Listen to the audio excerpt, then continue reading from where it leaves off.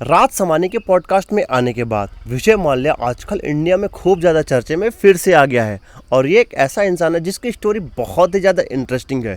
तो इस वीडियो में जानेंगे कैसे एक आदमी इतना बड़ा बिजनेस एम्पायर बनाया और फिर अपने देश से ही स्कैम करके भाग गया, जिसके बाद इसका नाम भगौड़ा पड़ गया।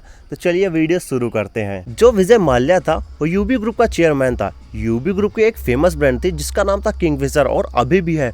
वो बहुत ज़्यादा दारू बेचती थी उस टाइम पे और बहुत बड़ा ब्रांड था, जिसकी वजह से यूबी ग्रुप का एक मेन रेवेन्यू सोर्स था। लेकिन किंगफिशर इतने में रहने वाला नहीं था।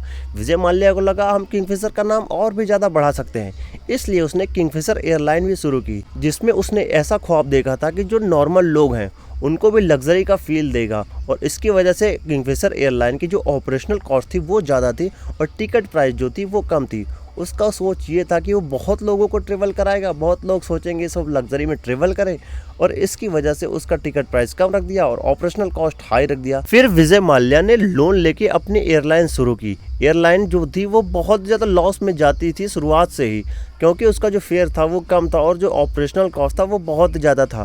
फिर उस लॉस को रिकवर करने के लिए विजय माल्या ने और लोन लेते गए और इसकी वजह से वो आखिर में एयरलाइन बंद हो गई। लेकिन इसको कौन सी बैंक लोन देती थी? दरअसल जो विजय माल्या था वो फेक डॉक्यूमेंट से लोन लेता था और उसकी जो एसेट थी उसको बहुत ओवर प्राइस बताता कि ये एसेट बहुत ज़्यादा महंगी है, जिसकी वजह से वो बैंक पे उसको कोलेट्रल रख देता था और बैंक से उसके नाम पर लोन ले लेता था। और अगर कभी बैंक मना कर देती थी कि विजय माल्या हम तुमको लोन नहीं देंगे, तो वो खुद भी एमपी था, वो पॉलिटिकल प्रेशर डालता था बैंक के ऊपर, जिसकी वजह से जो बैंक थी तब वो लोन देती थी उसको, और जो बैंक का लोन मिलता था वो खुद का गारंटर बन जाता था। क्योंकि जब कोई भी कंपनी लोन लेती है तो वो खुद सेपरेट लीगल एंटिटी होती है अपने ऑनर से। ऑनर उस लोन को रीपे करने के लिए लायबल नहीं होता। लेकिन यहाँ केस उल्टा था। जो किंगफिशर एयरलाइन थी उसने जो लोन लिया था उसमें जो गारंटर था, मतलब अगर कंपनी को लोन को रीपे नहीं कर पाती तो जो विजय माल्या था उस लोन को रीपे करेगा। इसीलिए विजय माल्या लायबल हुआ था सारे लोन के लिए। और फिर धीरे धीरे कंपनी जो थी लगातार लॉस करते जाती थी और जितना कंपनी लॉस करती उसका दुगना जो विजय माल्या था लोन लेके आता था। लेकिन ऐसे चीजें लगातार नहीं चल पाई। 2009 तक आते आते जो कंपनी थी वो काफ़ी हद तक ख़त्म हो गई थी और 2012 में कंपनी के पास इतने ज़्यादा पैसे नहीं बचे जो उसके खुद के एम्प्लॉय हैं उनको वो पैसे दे पाएँ, और 2012 में आते आते जो कंपनी थी वो भी बंद हो गई। इतने सालों में विजय माल्या ने 9,000 करोड़ का लोन ले लिया बैंकों से। सबसे ज़्यादा जिन बैंक ने लोन दिया उनका नाम है एसबीआई। एसबीआई ने बहुत ज़्यादा लोन दिया विजय माल्या को, क्योंकि एसबीआई के ऊपर जो विजय माल्या था वो बहुत ज़्यादा पॉलिटिकल प्रेशर डलवाया अलग अलग नेताओं से। फिर आखिर में आते आते विजय माल्या को लग गया कि अब ये पैसा दे नहीं पाएगा और वो 2016 में बीजेपी गवर्नमेंट में भाग गया विदेश। बीजेपी कहती है कांग्रेस ने लोन दिलवाया, कांग्रेस कहती है बीजेपी ने इसको बाहर भिजवाया। लेकिन विजय माल्या ने राज समानी के पॉडकास्ट में कहा, I told the finance minister Arun Jaitley before leaving for the airport, I'll be back.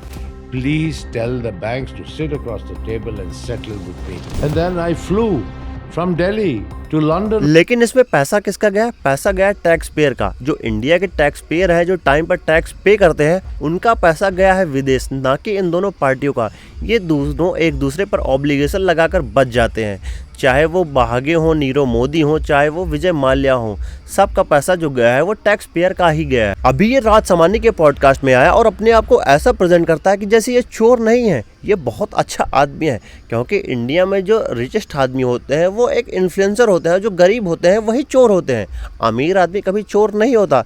ऐसी इन लोगों की मानसिकता होती है कि वो नॉर्मल लोगों को चोर बताते हैं और अपने आप को भले बहुत बड़ी चोरी की हुई है वे अपने आप को इन्फ्लुएंसर बताते हैं कि मैं एक ऐसा आदमी था, मैंने चोरी नहीं की, मेरे से गलती हो गई। इनसे गलती होती है, जो नॉर्मल आदमी होते हैं वो चोर होते हैं। और ये आदमी पॉडकास्ट में कहता है कि ये इंडिया आना चाहता है। अगर ये इंडिया आता है, सारे पैसे वापस कर देता है, तब शायद इंडियन गवर्नमेंट इसको रहने देगी, नहीं तो इंडियन गवर्नमेंट इसको शायद कभी ना रहने दे इंडिया में। और ऐसे चोरों की इंडिया में ज़रूरत वैसे भी नहीं है। शायद अभी इतना बड़ा स्कैम किया, शायद इससे भी बड़ा स्कैम कर दें और इनका कोई और सपोर्ट मिल जाए। और आपको क्या लगता है, ये आदमी पॉडकास्ट में आकर अपनी इमेज साफ करना चाहता है कि ये स्कैमर नहीं है? आपको क्या ख्याल है? कमेंट में बताकर ज़रूर जाइएगा और ऐसे वीडियो के लिए सब्सक्राइब भी कर लीजिएगा।